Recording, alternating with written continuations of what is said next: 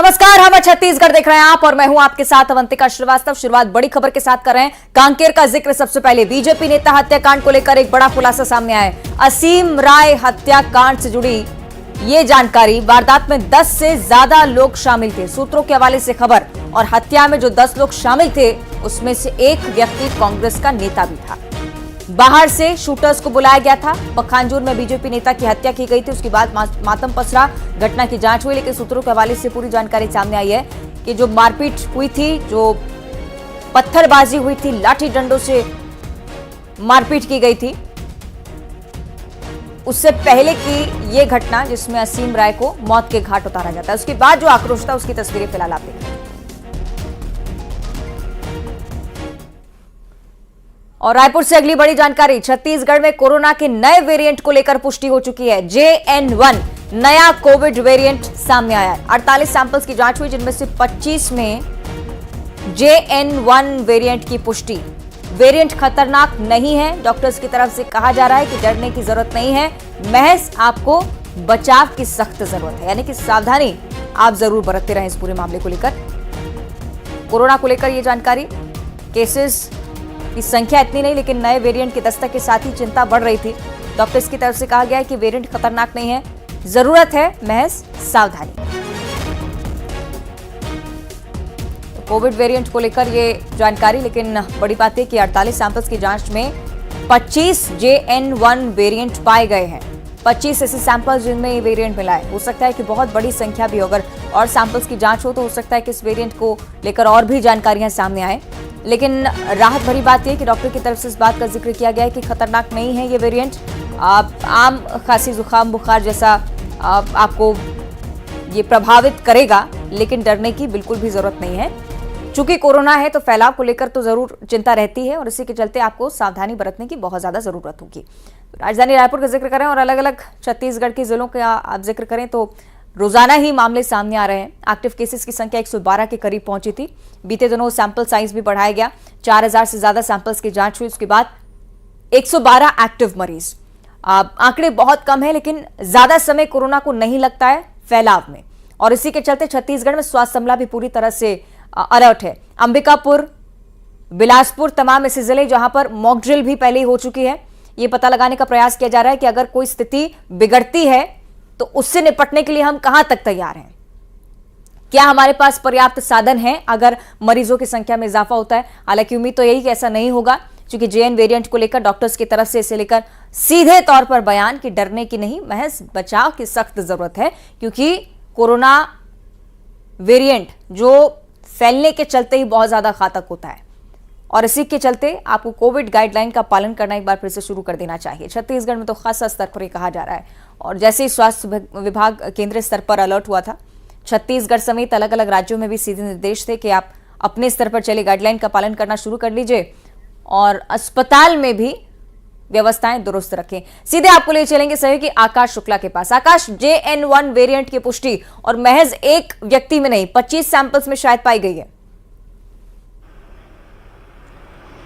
जी बिल्कुल, JN1 नया variant है कोरोना का, और ये 48 सैंपल की जांच की गई। उसमें 25 जो सैंपल है वो JN1 वायरस, कोविड वायरस के आए हुए हैं। जिस तरीके से चिकित्सा विशेषज्ञों का कहना है कि कोरोना वायरस जो है वो समय समय पर अपना जो है वेरिएंट बदलते रहता है, और उसका ही एक ये नया वायरस है JN1 इसमें। लेकिन घबराने और डरने वाली बात नहीं है, बशर्ते इसमें सावधानी बरतनी है, मास्क लगाना है, सोशल डिस्टेंसिंग रखनी है, लोगों के साथ ज्यादा भीड़ भाड़ वाले जगहों में नहीं जाना है। और जो डॉक्टरों का कहना है कि अब जो लक्षण सामने आते हैं 72 घंटों में अगर सुधार नहीं होता है तो आप सीधे टेस्ट के लिए करवाइए, चिकित्सा विशेषज्ञों के पास जाइए, डॉक्टर के पास जाइए, सलाह लीजिए, दवाएं लीजिए, क्योंकि सप्ताह भर में ये ठीक हो जाना है, बहुत ज्यादा नुकसान ये नहीं पहुंचाता है। हाँ, उन लोगों के लिए ज्यादा खतरा है जो किसी गंभीर बीमारी से ग्रसित है, हाई BP शुगर के मरीज हैं, उन लोग को थोड़ा सा और ध्यान देने की इसमें जरूरत है। लेकिन ये जो अभी जो कोरोना जितने भी वायरस आ रहे हैं वो एक फ्लू की तरह है, दवाओं से ठीक हो जाती है, सावधानी बरतने से ठीक हो जाती है। जी ठीक है, यानी कि महज सावधानी की जरूरत होगी इसमें। आकाश, बहुत शुक्रिया फिलहाल आपका इस जानकारी को पहुंचाने के लिए। तो कोविड को लेकर बातचीत कर रहे थे, अब कवर्धा का भी जिक्र करेंगे, जहां धान खरीदी के बदले रिश्वत लेने का एक वीडियो सामने आया। खरीदी केंद्र प्रबंधक ने किसान से घूस ली है। 8,000 रुपए रिश्वत लेते कैमरे में व्यक्ति कैद हुआ है। किसान ने केंद्र प्रबंधक का वीडियो बना लिया। धान खरीदी केंद्र मुड़वा मड़वा का यह पूरा मामला, महुआ मड़वा। वीडियो सोशल मीडिया पर वायरल होता हुआ, ये तस्वीरें हम जरूर आपको दिखा रहे हैं, लेकिन न्यूज़ 18 इस वीडियो की सत्यता की पुष्टि नहीं करता है। हालांकि सोशल मीडिया पर जो खबरें चल रही हैं उसके जरिए यही बताया गया है कि किसान से रिश्वत मांगी थी प्रबंधक ने, और किसान ने इसका वीडियो बनाया और सोशल मीडिया पर पोस्ट किया। अब जाकर संज्ञान में आया मामला। हो सकता है कि इस वीडियो की जांच उसके बाद सत्यता का पता लगे, पुष्टि हो सके, लेकिन फिलहाल ये तस्वीरें आप देखिए। रिश्वत लेने का आरोप किसान की तरफ से लगाया गया। 8,000 रुपए रिश्वत मांगी थी केंद्र प्रबंधक ने। कवर्धा की तस्वीरें सोशल मीडिया पर भी वायरल होती हुई। धान खरीदी प्रबंधक की तरफ से ऐसी मनमानी कि रिश्वत लेने के साथ ही काम होते हैं, रिश्वत के बिना कोई काम नहीं होते किसानों के। सहयोगी मनीष हमारे साथ जुड़ रहे हैं। मनीष, क्या सत्यता अभी तक सामने आई है इस मामले की? बिल्कुल अवंतिका, जिस तरह से किसानों के साथ इस तरह से घूस लेकर जो धान खरीदी की जा रही है, हालांकि किसान पंजीकृत किसान है, उसका पंजीयन है, उसके बावजूद इसके जो धान में नमी के बहाना बनाकर जो सब्जी प्रबंधक का महुआ मड़वा ये समिति के अंदर जहाँ दिनेश चंद्राकर इसका नाम बताया जा रहा है। हालांकि पहले भी ये इसी तरह के गतिविधियों में शामिल रहने के चलते इसको सस्पेंड किया गया है। ये दूसरी बार ऐसा मामला आया है कि किसी किसान से रिश्वत लेके जो धान है उसे बेचने की बात कह रहा है, जिसमें 40 कट्टे धान अतिरिक्त देने की और 8,000 रुपए की मांग की, जिसमें किसान ने खुद ये वीडियो बनाया है, जिसमें 8,000 रुपए पैसे गिन के उसको देते हुए और रखते हुए भी वीडियो साफ तौर पर दिख रहा है। इसके अलावा धान की भी मांग की जा रही है। तो इस तरह से शिकायतें जो है अधिकांश समिति के प्रबंधकों के द्वारा की जा रही है। ये जो पहला मामला जो है वीडियो रिकॉर्ड होने के चलते जो मामला सामने आया, हालांकि इसमें प्रशासन ने संज्ञान लेकर कार्रवाई की बात कही है। वंचिका, चलिए, यानी कि सस्पेंशन के बावजूद सबक नहीं सीखा। बहुत शुक्रिया आपका मनीष इस जानकारी के लिए। और अब जिक्र करेंगे जगदलपुर का, जहां सड़क हादसे में 3 युवकों की मौत हो चुकी है। बाइक सवार 3 युवक जिन्होंने दम तोड़ दिया। बेकाबू बाइक पेड़ से टकरा गई थी और उसी के चलते यह हादसा। तीनों युवक लौट रहे थे मेला देखकर। वापस लौटते समय उनका वाहन हादसे का शिकार हो गया। बाइक पर सवार थे, लापरवाही बरती गई और इसी के चलते सड़क हादसे में तीनों युवकों की जान चली गई। पेड़ से बाइक टकराई थी अनियंत्रित होकर। ज्यादा जानकारी आपको देने के लिए हमारे सहयोगी श्रीनिवास नायडू हमारे साथ जुड़ रहे हैं। श्रीनिवास, किस प्रकार यह हादसा हुआ, घटनास्थल पर क्या स्थिति और बात के क्या हालात? जी बिल्कुल, ये तीनों जो युवक हैं बड़ांजी थाना क्षेत्र में के रहने वाले हैं और ये मेला देख के लौट रहे थे, तभी जो इनकी जो बाइक है वो अनियंत्रित होकर पेड़ से जा टकराई, जिसके बाद ये जो तीनों युवक है मौके पे ही उनकी मौत हो गई। आसपास के लोगों ने तत्काल ही इन्हें जो बड़ांजी अस्पताल है वहाँ पहुँचाया गया, जहाँ डॉक्टरों ने इन्हें मृत घोषित कर दिया। जो ये तीनों युवक है दापपाल के रहने वाले हैं। दापा इलाका जो है बड़ांजी थाना क्षेत्र के अंतर्गत आता है। ये तीनों मेला देख के लौट रहे थे और आज ये अब से कुछ देर पहले ही एक घटना हुई है। घटना के बाद जो गांव का माहौल गमगीन हो गया है और पुलिस पूरी मामले में जांच में जुट गई है। जी ठीक है, बहुत शुक्रिया आपका श्रीनिवास जानकारी के लिए। और एक तरफ राजनीतिक हालातों को लेकर भी चर्चा जरूरी, इसलिए रायपुर का जिक्र करें। कांग्रेस चुनाव समिति की बैठक यहां पर हो रही है। छत्तीसगढ़ प्रदेश चुनाव समिति की खासतौर पर बैठक, लोकसभा चुनाव को लेकर मंथन की स्थिति। प्रदेश प्रभारी सचिन पायलट ये बैठक ले रहे हैं। दीपक बैच, चरणदास महंत बैठक में मौजूद। चुनाव समिति के सभी सदस्य बैठक में मौजूद हैं। कुल मिलाकर लोकसभा चुनाव को लेकर रणनीति बनाया जाना, इस बात का जिक्र पहले भी सचिन पायलट कर चुके हैं। और चूंकि नया प्रभार संभाला है, पहली बार बैठक लेने पहुंचे हैं, तो उत्साह भी कार्यकर्ताओं नेताओं में कि आखिर किस रणनीति के साथ अब कांग्रेस छत्तीसगढ़ में आगे बढ़ती है।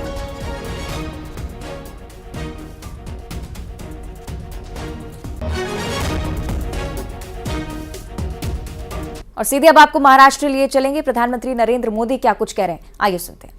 का अभी है अमृत काल का ये कालखंड है।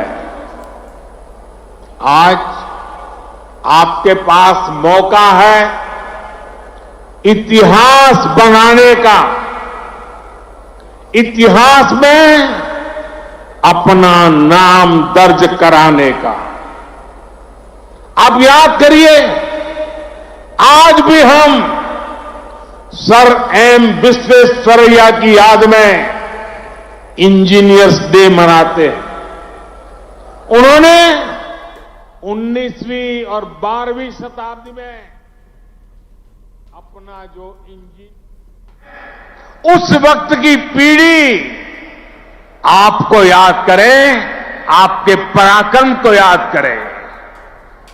आप अपने नाम को भारत और पूरी दुनिया में, दुनिया के इतिहास में स्वर्ण अक्षरों में लिख सकते हैं। इसलिए मैं आपको 21वीं सदी के भारत की सबसे सौभाग्यशाली पीढ़ी मानता हूं। मैं जानता हूं आप ये कर सकते हैं। भारत के युवा ये लक्ष्य हासिल कर सकते हैं। मेरा सबसे ज्यादा भरोसा आप सभी पर है, भारत के युवाओं पर है। मेरा युवा भारत संगठन से जिस तेजी के साथ देश के कोने कोने में युवा जुड़ रहे हैं, उससे भी बहुत उत्साहित हूं। मेरा युवा भारत, माय भारत संगठन की स्थापना के बाद ये पहला युवा दिवस है। अभी संगठन को बने 75 दिन भी पूरे नहीं हुए हैं और 1 करोड़ 10 लाख के आसपास युवा इसमें अपना नाम रजिस्टर करा चुके हैं। मुझे विश्वास है आपका सामर्थ्य, आपका सेवा भाव देश को, समाज को नई ऊंचाई पर ले जाएगा। आपका प्रयास, आपका परिश्रम युवा भारत की शक्ति का पूरी दुनिया में परचम लहराएगा। मैं माय भारत संगठन में रजिस्टर कराने वाले सभी युवाओं का आज विशेष अभिनंदन करता हूं और मैं देख रहा हूं माय भारत में रजिस्ट्रेशन में हमारे युवा और हमारी युवतियां दोनों के बीच में कंपटीशन चलती है, कौन ज्यादा रजिस्ट्री करवाए। कभी युवक आगे निकल जाते हैं, कभी युवतियां आगे निकल जाती हैं। बड़ी जोरों की स्पर्धा चल रही है। साथियों, हमारी सरकार को अब 10 साल हो रहे हैं। इन 10 वर्षों में हमने पूरा प्रयास किया है कि युवाओं को खुला आसमान दे, युवाओं के सामने आने वाली हर रुकावट को दूर करें। आज चाहे शिक्षा हो, रोजगार हो, एंटरप्रेन्योरशिप या इमर्जिंग सेक्टर्स हो, स्टार्टअप्स हो, स्किल्स या स्पोर्ट्स हो, देश के युवाओं को सपोर्ट करने के लिए हर क्षेत्र में एक आधुनिक, डायनेमिक इकोसिस्टम तैयार हो रहा है। आपको 21वीं सदी की आधुनिक शिक्षा देने के लिए नई राष्ट्रीय शिक्षा नीति लागू की गई है। युवाओं के लिए अब देश में आधुनिक स्किलिंग इकोसिस्टम भी तैयार हो रहा है। हाथ के हुनर से कमाल करने वाले नौजवानों की मदद के लिए पीएम विश्वकर्मा योजना शुरू की गई है। पीएम कौशल विकास योजना की मदद से करोड़ों युवाओं को स्किल से जोड़ा गया है। देश में नए आईआईटी, नए एनआईटी लगातार खुलते जा रहे हैं। आज पूरी दुनिया भारत को एक स्किल्ड फोर्स के रूप में देख रही है। विदेश में हमारे युवा अपना कौशल दिखाया पाए, इसके लिए सरकार विदेश जाने वाले युवाओं को ट्रेनिंग भी दे रही है। France, Germany, UK, Australia, Italy, Austria जैसे अनेक देशों के साथ सरकार ने जो मोबिलिटी समझौते किए हैं, उसका बड़ा लाभ हमारे युवाओं को मिलेगा। साथियों, युवाओं के लिए नए अवसरों का आसमान खोला जाए। सरकार इसके लिए हर क्षेत्र में पूरी शक्ति से काम कर रही है। देश में नासिक से ये तस्वीरें आप देख रहे थे प्रधानमंत्री संबोधित करते हुए। इससे पहले कांग्रेस की बैठक का जिक्र किया है और प्रदेश कांग्रेस चुनाव समिति की बैठक को लेकर डिप्टी सीएम अरुण साव की तरफ से भी प्रतिक्रिया तंज कसा है। उन्होंने कहा है कि छत्तीसगढ़ में कांग्रेस का पायलट भले ही बदल गया हो, गाड़ी तो वही पुरानी है। जनता कांग्रेस से दूर जा चुकी है, पायलट बदलने से कुछ बदलने वाला नहीं। आज कांग्रेस पार्टी और विपक्षी दल मोदी जी से मुकाबला नहीं कर पा रहे हैं और मोदी जी का विरोध करते करते ये देश और देशवासियों का विरोध करने लगे हैं। गाड़ी तो वही है, पायलट भी बदलने से कुछ नहीं होगा, क्योंकि कांग्रेस जनता से दूर जा चुकी है। और बीजेपी के पूर्व प्रदेश अध्यक्ष और विधायक धर्मलाल कौशिक ने सचिन पायलट के उस बयान पर तंज कसा जिसमें उन्होंने कहा था कि हम छत्तीसगढ़ में इस बार इतिहास बदलने आए हैं। धर्मलाल कौशिक ने कहा कि सचिन पायलट जिस राज्य से आते हैं उस राज्य में कांग्रेस बुरी तरह से हार चुकी है। लोकसभा चुनाव में धूल चटाई, छत्तीसगढ़ में बीजेपी सभी 11 की 11 सीटें जीतेंगे। देखते रहे, सचिन पायलट जिस प्रदेश से आते हैं, पिछली बार उनकी सरकार रही और उनका खाता नहीं खुला लोकसभा में। तो जो राजस्थान में लोकसभा में खाता नहीं खोल पाए, वो छत्तीसगढ़ में क्या खाता खोलने की बात करेंगे। ये आज इन लोगों की प्रदेश है और दो फॉर्मूले पर काम कर रहे हैं कि जितने हारे हुए मंत्री उनको भी लड़ा दिया जाए या नए चेहरे को, तो पशु का इसमें क्या कहेंगे। देखो कौन, कांग्रेस जी, कांग्रेस में प्रत्याशी को लेकर के संकट की स्थिति है। और यहाँ रुक रहे छोटे से ब्रेक के लिए। ब्रेक के उस पार देखिए टॉप 20 खबरें।